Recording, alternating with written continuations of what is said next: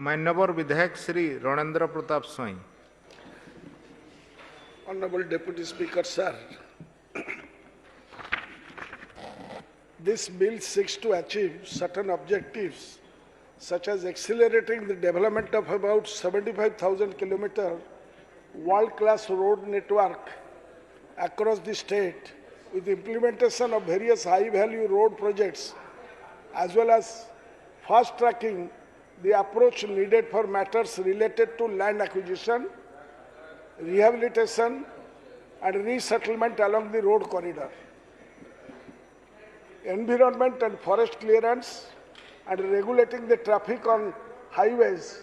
and enhancing road safety, encroachment, control and scientific management of highways in our state. एथिरे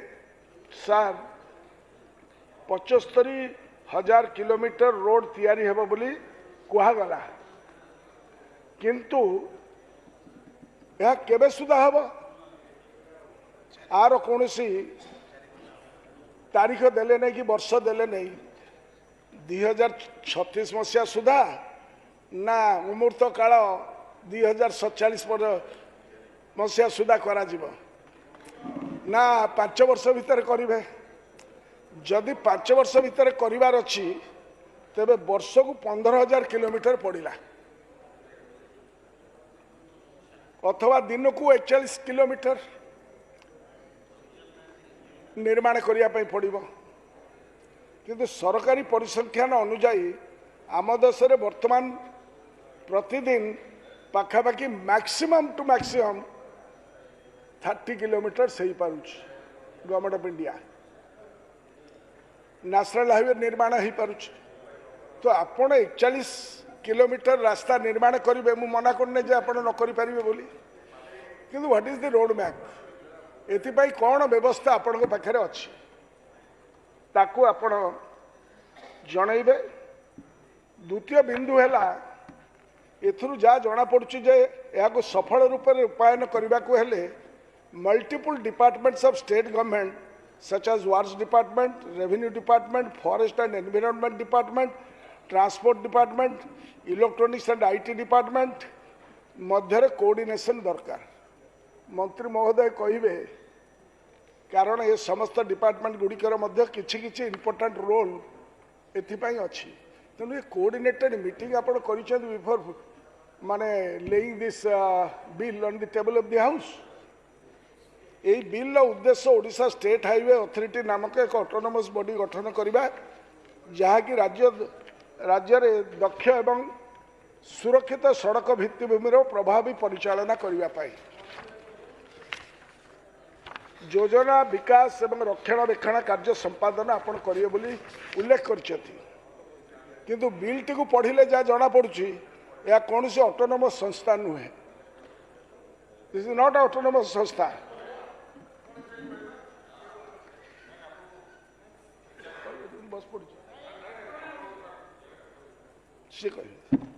यार किसी autonomy नहीं। प्रथमतः बिल कौन सी जगार चैप्टर 7 अंडर रे स्टेट हाईवे अथॉरिटी रो चेयरमैन किए हेबे एवं ताकर क्वालिफिकेशन कौन हेबा दरकार ता उल्लेख करा जाय नहीं। द्वितीयतः क्लॉज 34 सेक्शन 4 अनुजाई the chairperson and full-time members shall be appointed by the state government on the recommendation of a search committee, search and selection committee. यही सर्च एंड सिलेक्शन कमिटी रे केवल सरकारी अधिकारी माने रहिबे। मेंबर अछती जथा chief secretary, ward secretary and आउ जने सेक्रेटरी। सही भली क्लॉज 35 अनुजाई the state government may in its discretion terminate the term of office of any member, including the chairperson, at any time. Their termination is discretionary power of the government. Clause 35 रो term of office of members विषय रे उल्लेख अछि जे सदस्य मानक पदर कार्यकाल साधारणतः 5 वर्ष होबो एवं कोनोसी व्यक्ति को बयस 62 वर्ष रु ऊर्ध्व हे नथिबो एवं से सर्वाधिक 65 वर्ष पर्यंत सदस्य पद रही पारे। एतद व्यतीत क्लॉज 37 ने उल्लेख अच्छी जे कौन सी सदस्य पुनर्नियुक्ति हेले ताकर बयस 64 वर्ष रु कम होइथिबो 64 this seems to be a great anomaly which needs to be rectified जेहेतु 5 वर्ष कार्यकाल अवधि दिया जीवो तेणु अपर एज लिमिट 67 वर्ष रहिबा कथा किंतु ता रही नहीं मु जाने ना मंत्री महोदय तो करेक्शन करदे मुझे भूल कहूथी I stand to be corrected किंतु आपण तो बिल जा सबमिट करछंती मु तो पढ़ी जी जानी पारली एवं रीअपॉइंटमेंट समय जो मैक्सिमम एज लिमिट 64 वर्ष रही क्लॉज 35 रो प्रोविजन को contradict करुच्ची because a reappointment is also otherwise an appointment. Clause 10 ने उल्लेख थिबा कंट्रोल जोन जहाँ की 25 meter distance from the boundary of highway to any land एवं 15 meters within the municipal limit of a town or a village आबादी यह clearly define हेबा कथा ए जो 25 मीटर कि 15 मीटर डिस्टेंस यह एरियल डिस्टेंस आज द क्रो फ्लाइज ना बुले बंकई जहाँ को जमी सुहाइला भाई मापिबा डिस्टेंस आपको टे बुझेदेवे ये विलेज आबादीटा कौन it has not been define यह डिफाइन ही नहीं 15 metre distance urban areas and rural areas पाई समान केमती रहिला रूरल एरिया जो बाटे रास्ता जीव एवं अर्बन पॉकेट भितर जो गोटे रास्ता जीव सेम डिस्टेंसटा केमिति हम एका मापकाठी तो हो पार नहीं आ उपरे जो डाउट रोची ताकू टिके क्लियर करेंगे एतद व्यतीत यार रेफरेन्स पॉइंट कौन हम ताकू जदि आम न धरबू तेज आम ठीक भाव में रही पारूँ क्यों पॉइंट रु क्यों पॉइंट को डिस्टेंस मपा तार उल्लेख करा जाए नहीं यही बिल टी अनेक प्रोविजन अन्य स्टेट हाईवेज एक्ट रु कॉपी कराई कॉपी पेस्ट कराई किंतु या 25 मीटर परिवर्ते 100 मीटर उल्लेख अच्छी राजस्थान एक्ट रे तेणु 25 मीटर कहीं निया जाइछि व्हाई नॉट 50 मीटर और 100 मीटर्स क्लॉज 15 ने उल्लेख करा जाइछि no agricultural land situated within the control zone shall be converted for non-agricultural purposes without prior sanction. किंतु ओडिशा लैंड रिफॉर्म्स एक्ट अनुजाई एग्रीकल्चर लैंड को नॉन एग्रीकल्चर पर्पस पाई कन्वर्सन करिया को राज्य सरकार अनेक वर्ष तलू तहसीलदार मानक क्षमता देइछथि hence it is to be seen how these two statutory laws can be reconciled and there will not be any ambiguity. The restrictions mentioned in the bill to restrict use of highways and access to highways seems to be too restrictive and the amount of fines and penalties proposed to be imposed seems to be too harsh. In some cases, the penalty runs into lakhs, even 5 lakh rupees and imprisonment up to 1 year to 5 years. Every provision रही which is excess since in many cases the fine as well as the imprisonment are extendable the law enforcing and may impose the maximum limit of fine and penalty by doing so it will be too harsh punishment for the common man अन्य राज्य गुड़िकर similar acts रे fine एवं penalty अपेक्षाकृत बहुत कम परिमाण अच्छी तेणु clause 31 30 गोटे अद्भुत प्रोविजन कर मंत्री महोदय सेठी लिखाई अद्भुत कहीं कहूँ प्रायर परमिशन नहीं कौन सी व्यक्ति हाईवे लैंड को केमिति एनक्रोच कर कथा लिखाई यह एक असंगति बोली मु मन करुच्ची सेहीपरि क्लॉज 32 गृहर कार्य 1 घंटा वृद्धि करागला 32(4) प्रोवाइजर उल्लेख करा जाइछि जे जड़े व्यक्ति एनक्रोचमेंट पाई परमिशन को रिन्यू करि परिबो ये अद्भुत कथा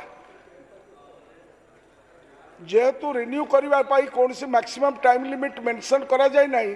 यार अर्थ जड़े व्यक्ति इंडेफिनाइट पीरियड परमिशन को रिन्यूअल करी हाईवे लैंड को एनक्रोच करी रखिबा यह किपर संभव होबो मंत्री महोदय तंकर उत्तर रखिला बेले दया करी कहिबे क्लॉज 31 रे टेम्पररी यूज पाई लीज देबार प्रोविजन अछि किंतु सर्वाधिक समय 5 वर्ष पाई लीज देबार उल्लेख रही this seems to be incompatible clause 68 और 69 ने जो फाइन एवं पेनाल्टी विषय उल्लेख करा जाइछि एई समान offences pi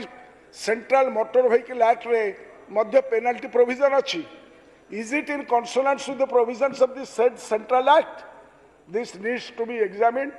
and I would like to have some answer from our honorable young works minister. Clause 88 रे police officer not below the rank of what? Constable जागिना धरिबो एते विराट चोर मानू तेणु करी this has not been defined. The minimum rank of police officer needs to be mentioned. In my amendment I have given some suggestion. These are a few instances of deficiencies, inconsistencies, shortcomings and drawbacks of the bill. It seems this bill has been hurriedly drafted. जहाँ जना पड़ुची अन्य राज्य highway act को मोटामोटी भाव copy paste कर देइछथि without proper application of mind कारण अन्य राज्यर डेंसिटी पॉपुलेशन अन्यान्य जोग्राफिकल कंटूर्स सेटा किभली भाव में अच्छी जनबसती जो नहीं population density per unit of geographical area अधिक अटे तेणु जमी अधिग्रहण बेले अधिक समस्या उपजी पारे विशेषतः आदिवासी अध्युषित जिला गुड़िक अथवा शेड्यूल एरिया रे जेहेतु land sale in that place is prohibited transactions उपर रेस्ट्रिक्शन अच्छी पेशा एक्ट आमर लागू है नहीं तेणु जो गुड़ा शेड्यूल एरिया बाटे जो गुड़ाक जीव से जगार आमर कंपेनसेशन किभली भाव में हम पेमेंट समय लैंड वैल्यू डिटरमिन करला बेले असुविधा मध्य होउची तेणु बेचमार्क वैल्यू ऑफ लैंड बहुत कम था सेठी आदिवासी इलाका मानकरे सेति सरकार ध्यान देवा उचित रेगुलेशन 2 ऑफ द 1956 एक्ट अनुजाई आदिवासी को जमी अण आदिवासी माने शेड्यूल एरिया रे किनी पारिबे नाही so keeping this in back of your mind आमे कार्यक्रम करवा उचित आम राज्य रे गोटे एक्ट एक्सप्रेस हाईवे दि ओडिशा एक्सप्रेस हाईवे एक्ट 1964 1964 मसीह जितेबाला एक्सप्रेस हाईवे हैला बिजू पट्टनायक सेतेबाला एक्सप्रेस हाईवे करथिले जो माने पारादीप को कनेक्टिविटी दे दिया जाए 1964 मसीहार दि ओडिशा एक्सप्रेस हाईवे एक्ट 1964 यही एक्ट अनुसार जो कार्यक्रम बिजू बाबू करते सबुदिन इतिहास रे लेखा हो किए चाहबा न चाह मु मंत्री महोदय को इच्छा करूली जे आपण ये जो नुआ बिल आनिले ये असूया भाव बिजू बाबू प्रति कौन पाई ये ओडिशा एक्सप्रेस हाईवे एक्ट 1964 भितर आपण ये प्रोविजन गुड़ाक आनी पार न था कौन what made you not to do that when something is existing जे एते असूया भाव ये ओडिशा को जदि नव ओडिशार निर्माता किए था बिजू बाबू तेणु बिजू बाबूर से जो the Odisha express highway act 1964 act अनुसार आपड़ जदि आपको करते आमे आपन को बहुत धन्यवाद मत दे था एक्सप्रेस वे निर्माण कार्य हो आसूला यथा प्राय 650 किलोमीटर व्यापी नॉर्थ साउथ रोड कॉरिडोर जहाँकि बिजू एक्सप्रेस वे भावे परिचित ताहा मध्य ओडिशा एक्सप्रेस हाईवे एक्ट 1964 रो प्रोविजन अनुजाई होउथला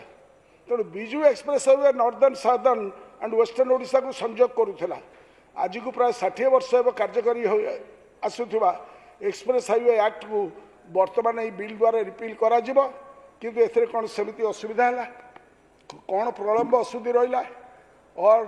जहाँ किसी नारे थब बिजु तमे टच करो तो 440 करेंट तुमको लगुच ये मानसिकता आपण माने मुक्त हवा पाई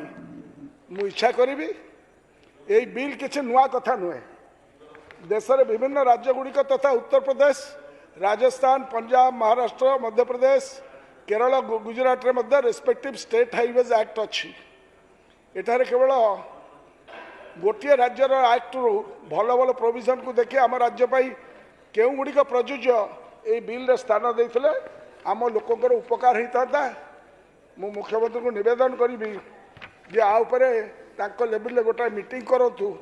calling all this stakeholders अन्य राज्य मानक जो मैंने अच्छा जदि आपणकर ये जो गोटे इंफ्रास्ट्रक्चर डेवलपमेंट करने फ्यूचर ओडिशा गठन करने जो स्वप्न देखुंट से स्वप्न साकार हम किंतु आपण जो उच्चभिलाषी रखिंट जे 41 किलोमीटर लेखा करेंगे व्हाट इज द फंड पैसा कौटू आसब आमे कहीचे जे आपण को कही ओरिसिड एक्ट को आपण ओरिसिड एक्ट बदल रे जो केस चली सुप्रीम कोर्ट रे ताकू वापस आणतु 1 लाख करोड़ आपण पाइबे आपण आदिवासी मानकर जो इलाका रे विकास ना रे विनाश चली ताको आपण कंट्रोल कले you will get more money से टंकार आपण गेनफुली से एरिया मानक कार्यक्रम करें तेणु किसी अमेंडमेंट आनी to I come in the second reading but then with this words I end my impressions. Thank you sir.